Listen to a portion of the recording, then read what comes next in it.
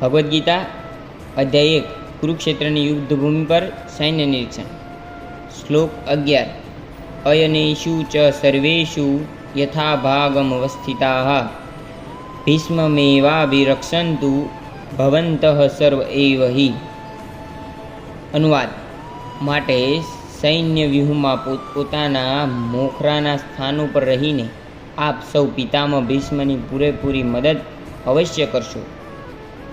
ભાવાર્થ.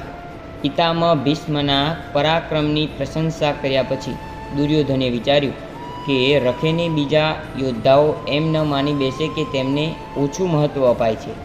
તેથી તેણે પોતાની હંમેશની મુત્સદીગીરીથી પરિસ્થિતિને સાચવી લેવા ઉપરોક્ત વચન કહ્યા.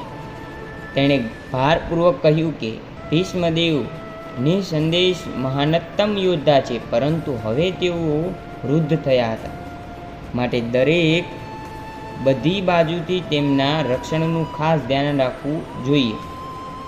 સંભવિત છે કે તેઓ એક બાજુ યુદ્ધ કરવામાં વ્યસ્ત બની જાય અને શત્રુ તેમની આ વ્યસ્તતાનો લાભ લે. તેથી એ મહત્વનું હતું કે બીજા યોદ્ધાઓ પોતપોતાના મોરચાના સ્થાનો પર અડગ રહે અને શત્રુને વ્યૂહ તોડવા ન દે.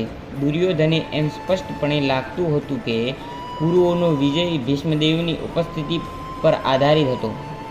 તેણે યુદ્ધમાં ભીષ્મદેવ તથા દ્રોણાચાર્યના પૂરેપૂરા સહકારની ખાતરી હતી, કારણ કે તે સારી રીતે જાણતો હતો કે જ્યારે અર્જુનની પત્ની દ્રૌપદીની અસહાય અવસ્થામાં ફરી સભામાં તેના વસ્ત્રો હરતા હતા તથા તેને ન્યાય માટે યાચના કરેલી તે વખતે આ બંને જણાએ એક પણ શબ્દ ઉચ્ચારો ન હતો.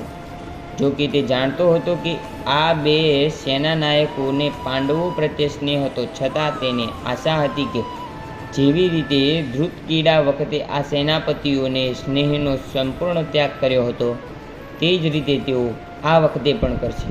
જય શ્રી કૃષ્ણ.